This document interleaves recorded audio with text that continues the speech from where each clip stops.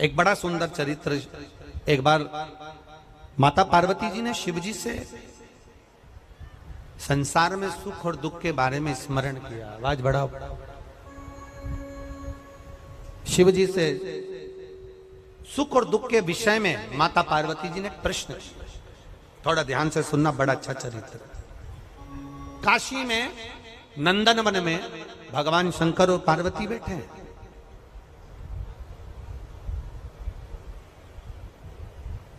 और नंदन वन में जब माता पार्वती और शिव जी बैठे थे तो पार्वती जी ने शिव जी से एक प्रश्न करा कि जीवन में सुख और दुख कितने विचित्र हैं, ये क्यों आते हैं?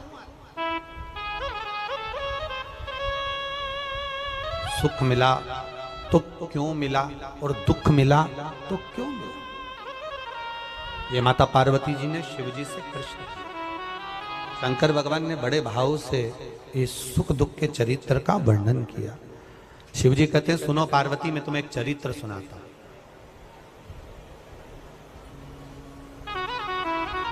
नंदनवन काशी में बैठे हैं।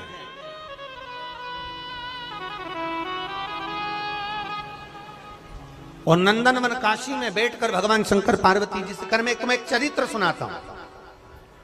एक सेठ जी, करोड़पति, धनपति, अरबपति, बहुत पैसा, दुनिया का सारा ठाठ सेठ जी के पास में था। दुनिया का सारा वैभव सेठ जी के पास में था। करोड़ों का धन सेठ जी के पास में, गाड़ी बंगला सब कुछ, सब दिया परमात्मा ने, बहुत दिया। पर सेठ जी कंजूस थे और उन्होंने अपनी जिंदगी में आज तक एक चवन्नी का दान नहीं किया, कभी किसी को एक गिलास पानी नहीं पिलाया। रिश्तेदार भी अगर आ जाएं तो वो पानी ना पिलाए, भोजन ना कराए, तो रिश्तेदारों ने आना भी बंद कर दिया। कोई नहीं आता, कभी दान नहीं करा। और उसके यहाँ का नियम था, सेठ जी के 3 बेटे, सेठ जी के तीनों बेटों में से 2 बेटों की शादी हो गई, एक बेटा कुंवारा था, सबसे छोटा वाला। छोटे बेटे की शादी होना थी, सेठ जी ने संबंध देखा और बच्चे का विवाह करा। छोटी बहू घर के अंदर आ गई। छोटी बहू आई तो घर की जो जेठानियां थी, दोनों जेठानियों ने छोटी बहू को अपने कमरे में बिठाया और बिठाकर समझाया, सुनो,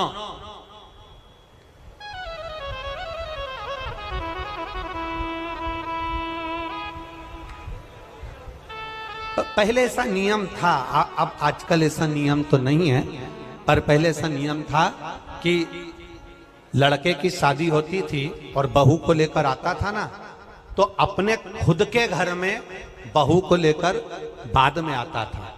पहले उसको रुकने की व्यवस्था कोई रिश्तेदार के यहाँ, कोई नातेदार के यहाँ, कोई संबंधों के यहाँ, कोई पहचान वाले के यहाँ, उसको बहू को रखा जाता था। बोलो भोपाल में ऐसा था कि नहीं था? अरे बोलो, जम के तो बोलो। था ना ऐसा? लड़का शादी कर कर बहू को लेकर आया, सीधे अपने घर नहीं आया, पहले उसको कोई मित्र के आधिक पहचान वाले, दीदी, जीजा, बहनोई, नातेदार, रिश्तेदार, कुटुंब, कबीला, अड़ोसी पड़ोसी, रिश्तेदार वाला, उसके यहाँ पर उस बहू को, उस छोरे को, बहू बेटा को वहां रोका जाता। काहे के लिए रोकते थे? उसको रोकने का कारण क्या था? उसको रोकने का कारण केवल एक था। क्यों रोका जाता था? केवल एक कारण से कि बहू जब वहां पर आए तो उसको हमारे घर के बारे में हमारे रिश्तेदार सब बता दें कि तुम्हारी सास ऐसी है, तुम्हारे ससुर ऐसे हैं, तुम्हारा देवर ऐसा है, तुम्हारा जेठ ऐसा है, तुम्हारा परिवार ऐसा है। अब जो छोटी बहू आई है तो दोनों जेठानियों ने उससे मिला और मिलकर कहा, सुनो, हमारे ससुर का एक नियम बड़ा प्रबल है, उसको याद रखना। हमारे ससुर का नियम बड़ा तेज है, उसको याद रखना। कौन सा नियम? छोटी बहू ने पूछा कि तुम्हारे यहाँ का नियम क्या है? तो हमारे ससुर का एक नियम है, कभी जिंदगी में अगर घर में रहना है तो दान बिल्कुल, बोलो बोलो, जम के बोलो, नहीं करना। एक रोटी का भी दान मत करना। अगर डब्बे में रोटी बच जाए तो दूसरे दिन उस रोटी को मिक्सर में पीस के चूड़ा बना के खा जाना, पर गाय को भी मत देना। ये हमारे ससुर का नियम।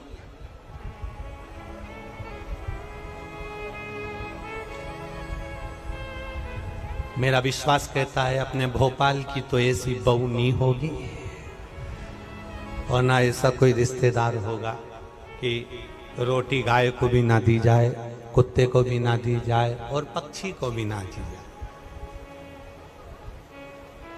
एक विश्वास कहता है मेरा, भरोसा कहता है मेरा, और हमारा भरोसा ये कहता है कि सनातन धर्म में ऐसा कोई व्यक्ति नहीं जो गौ माता को एक रोटी ना देता हो, सब देते हैं। सनातन धर्म में ऐसा कोई,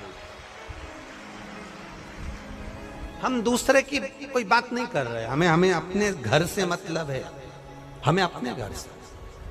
कई लोग आपको मिलेंगे, कई लोग आपको कहने आएंगे, वो दूसरे की बात करेंगे कि उन्होंने ऐसा कर दिया, उन्होंने वैसा कर दिया। हमें दूसरे धर्म से कोई मतलब नहीं, हम अपना घर देखें ना पहले। आज के समय में लोग अपना घर देख नहीं रहे, अपना सनातन धर्म देख नहीं रहे और दूसरे धर्म से मतलब रखे तो क्या मतलब उसका।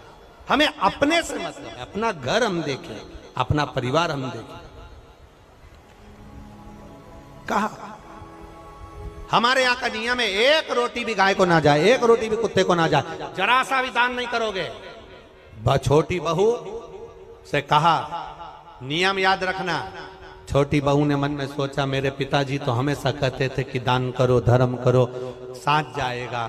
दान करोगे साथ जाएगा, रोटी खिलाओगे साथ जाएगा, किसी को पानी पिलाओगे साथ जाएगा, ये बाकी का तो सब यहीं छूट जाएगा। बाकी का जो तुमने दान धर्म पुण्य करा, कथा सुनी, स्मरण करा, कीर्तन करा, मंत्र जाप करा, दान दिया, यही तो साथ जाएगा। अब इस छोटी बहू के पिताजी ने ये समझाया था और ससुर जी कह रहे कि एक अन्न का दान नहीं होना चाहिए, 1 रुपया दान नहीं होना चाहिए। बड़ी बड़ी ठीक है, जाई विधि राखे राम, वो जम के बोला करो जरा, ताई विधि राई। हम तुमसे बार बार इसलिए बुलवाते हैं कि तुम्हारे पास में कोई बैठी हो और वो कर रही हो तो तुम उसके पास में बैठकर कम से कम बोल तो दो। जैसे ही बोलोगी वो भी जाग जाएगी, थोड़ी बहुत तो उठ ही जाएगी। अब छोटी बहू ने कहा ठीक है, जाई विधि राखे राम, ताई विधि, और सीताराम सीताराम सीताराम कही चालू। बहू रहने लगी। 4 महीने बीते, बहू छज्जे में कपड़े सुखा रही थी, गैलरी में कपड़े सुखा। नीचे एक भिखारी आ गया, उसने आवाज लगाई, 3 जन्म से कुछ नहीं खाया है, भूखा हूं, भोजन दे दो। क्या बोला वो? कितने जन्म से? 3 जन्म से कुछ नहीं खाया है, भूखा हूं, भोजन दे दो। बहू कपड़े सुखा रही थी, उसकी आंख में आंसू भर गए। हमारा नियम है, हमारे ससुर का नियम है, दान नहीं कर सकते। अब बोलूं तो बोलूं क्या इसमें?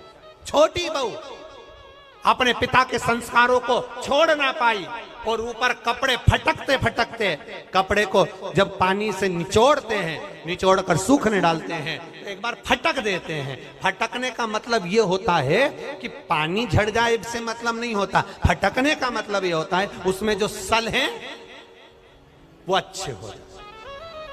फटका, और फटकते समय तार पर गैलरी में कपड़ा डालती डालती बोली,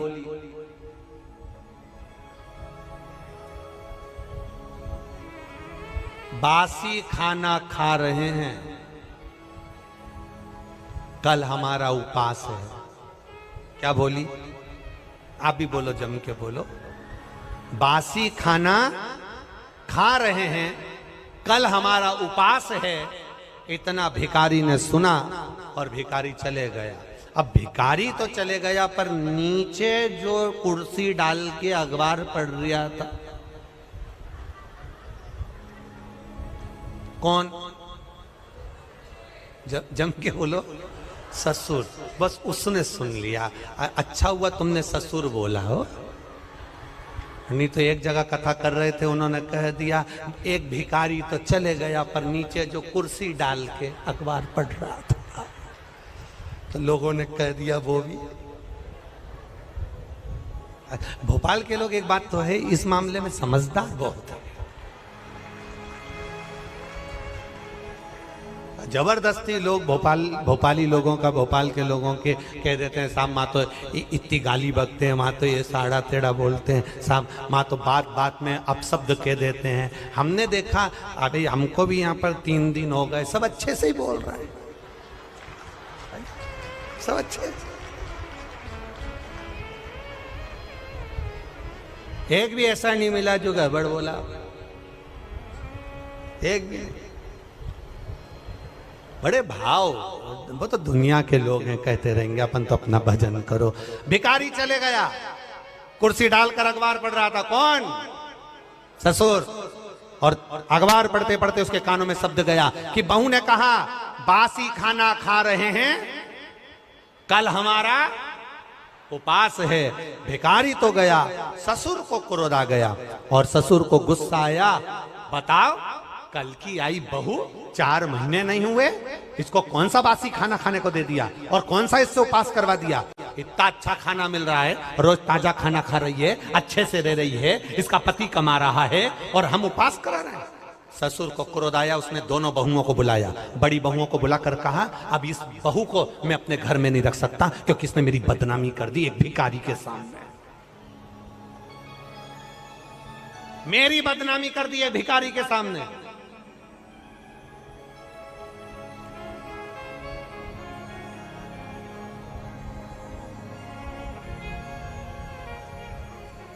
होता है, एक सास भी ऐसी थी, एक कथा में आता है, एक सास ऐसी थी, वो कभी दान नहीं करती, एक चीज नहीं, कुछ नहीं दान करे। और पड़ोसी के यहां बैठी थी और उसकी बहू बड़ी धर्मात्मा थी, वो पड़ोसन के यहां बैठी थी। भिखारी आया, भिक्षा मांगते मांगते इसके घर गया, बहू से कहा भिक्षाम देही। बहू ने तुरंत उठाकर एक कटोरी आटा भरकर उसको दे दिया। अब ये भिक्षा मांगते मांगते पड़ोसन क्या गया, ये भी वहीं ओटले पे बैठी थी सास भी। इतने में तुरंत सास ने वहां पर आवाज लगाया भिक्षुक ने, माता भिक्षाम देही, तो पड़ोसन ने भी उसको भगा दिया। तो इसने जो यहाँ बैठी थी पड़ोसन, इसने पूछा क्यों, वो 3रे नंबर के घर पर गए थे क्या? हाँ। कुछ दिया क्या? हाँ। क्या दिया? 1 कटोरी आटा। इसमें इतने में भिखारी का हाथ पकड़कर बुढ़िया लेकर अपने घर गई और बहू को बुलाया। बहू, ए बहू। बहू आई, क्या है मां? तूने भिखारी को 1 कटोरी आटा दिया? हाँ। किससे पूछ के दिया? किसी से नहीं, अपना घर है, दान करना चाहिए।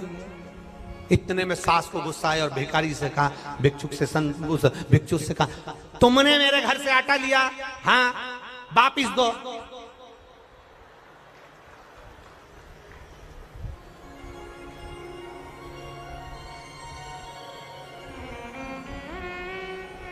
भिखारी ने कटोरा भर के आटा निकाला, दे दिया। जाओ, इस घर में मेरी चलती है, मैं बोलूंगी तो बहू आटा देगी और मैं बोलूंगी तो नहीं देगी। जाओ, मैं जब तुमसे बोलूंगी तुम आओ, तुम आना, फिर मैं आटा। अब भिखारी ने फिर बोला माता भिक्षाम देही। सास ने कहा कटोरी भर के आटा दो। बाहर खड़े भिखारी ने सास से पूछा तुम ऐसा क्यों करी? सास ने कहा आज से ही नई नवेली बहू की घर में चलने लगेगी तो मेरी कभी नहीं चलेगी, इसलिए मेरी चलना चाहिए, इसलिए मैंने ऐसा मेरी चलना चाहिए। अब ससुर जी बैठे थे, ससुर ने बहुओं को बुलाया, इसने तो हमारी इज्जत खराब कर दी। ये कह रही है कि बासी खाना खा रहे हैं और कल हमारा उपवास है। बताओ कौन सा बासी खाना खिलाया इसको? कल की आई हमें बदनाम कर रही है। अब तुरंत ससुर ने पत्र लिखा और समधी जी को भेजा, आप अपनी लड़की को लेकर चले जाओ क्योंकि ये हमें बदनाम कर रही है, ऐसी लड़की हमें नहीं रखना, हम इसको ताजा खाना खिलाते हैं, ये बासी खाना खाने की बात करती है। एक भिखारी को इसने ऐसा ऐसा बोला है और समधी के पास पत्र गया। समधी की आंख में आंसू भर गए, मेरी बेटी को 4 महीने हुए हैं शादी को, कैसे लेकर आ जाऊं? और मेरी बेटी ऐसी है ही नहीं, मैंने उसको संस्कार दिए हैं, वो कभी गलत कर ही नहीं सकती, ये मेरा विश्वास कहता है, ये मेरा भरोसा कहता है। मैं कैसे कह दूं कि मेरी बेटी ने कुछ गलत कहा होगा, कि मैं भूखी मर रही हूं या मेरे उपास कर रही हूं या हम बासी खा रहे हैं? ये मेरी बेटी बोल नहीं सकती, भले बासा खा लेगी पर बोल नहीं सकती। आखिर हुआ क्या है? ससुर ने, समधी ने पंचायत बिठाई और पंचायत में बैठे हुए लोगों से कहा क्या मेरी बेटी ऐसी है? नहीं, तुम्हारी बेटी तो संस्कारवान है, ऐसा बोल ही नहीं सकती। बुलाओ समधी को। और बुलाया सेठ जी को। बोलो सेठ जी क्या बात है? सेठ जी ने कहा ये खड़ी लड़की, ये खड़ी मेरी छोटी बहू, इसने भिखारी से कहा हम बासी खाना खा रहे हैं और कल हमारा उपवास है। पूछो नहीं बोला क्या इसने? रोज ताजा खाती है, चाय बनाकर पीती है, दूध पीती है, गरम गरम भोजन करती है, फिर इसने कैसे कह दिया कि बासी खाना खा रहे हैं और कल हमारा उपवास है? इतने में पंचायत ने बेटी से पूछा, बेटी बता कि बासी खाना खा रहे हैं, कल हमारा उपवास है, तूने भिखारी से ऐसा क्यों कह दिया? बेटी कहती है मेरे पापा कहते थे ये जो मकान दिख रहा है, जो ये दुकान दिख रही है, जो ये गाड़ी दिख रही है, ये हमने पूर्व में करा होगा, बासी है, पुराना करा था तो आज मिल गया और अगर आज नहीं करेंगे तो कल भूखे मरना पड़ेगा, इसलिए उपवास करना पड़ेगा। ये बासी है, 50 लाख की गाड़ी में घूम रहे हो, समझ लेना पूर्व का हमारा पुण्य है। अच्छा भोजन कर रहे हो, समझ लेना पूर्व का हमारा पुण्य है। खूब धन है तुम्हारे पास में, समझ लेना पूर्व का हमारा पुण्य है। आज अपना राशि ठाठ है, ये पूर्व का पुण्य है। हमने पूर्व में कुछ अच्छा करा होगा, बासी खाना खा रहे हैं, पूर्व का करा था, आज हमें सुख मिल रहा है। और अगर आज हम दोनों हाथों से नहीं करेंगे तो कल 3 बत्ती चौराहे पर कटोरा लेकर भीख मांगते हुए भूखे मिलेंगे। पूर्व का कर्म है हमारा। आपको लोग सलाम ठोक रहे हैं, आपको लोग नमन कर रहे हैं, आपको लोग प्रणाम कर रहे हैं, आपको लोग दंडवत कर रहे हैं, आपको लोग नमन कर रहे हैं, आपकी लोग बात सुन रहे हैं, आपका जय जयकार हो रहा है, आप गाड़ी में घूम रहे हैं, 4 बंगले आपके पास में हैं, खूब अच्छा मकान, खूब अच्छी पत्नी, बच्चे, परिवार, कुटुंब, कबीला सब अच्छा मिला है। समझ लेना उस परमात्मा की कृपा है। दोनों हाथों से पुराने समय में करा था इसलिए आज मिल गया। आज दोनों हाथों से करते हुए चलना तो अगला जन्म जब मिले तो भगवान फिर टूटमान होकर देता चले, इसलिए दोनों हाथों से लुटाते चले। आज बासी खाना बोलो बोलो जम के खा रहे हैं। पति अच्छा मिला है, समझ लेना अच्छा परिवार मिला है, समझ लेना अच्छा घर मिला है, समझ लेना सुनने को कथा मिल रही है, समझ लेना पूर्व में कुछ अच्छा करा होगा, आज मिल रहा है। पूर्व में अच्छा करा आज मिल रहा है।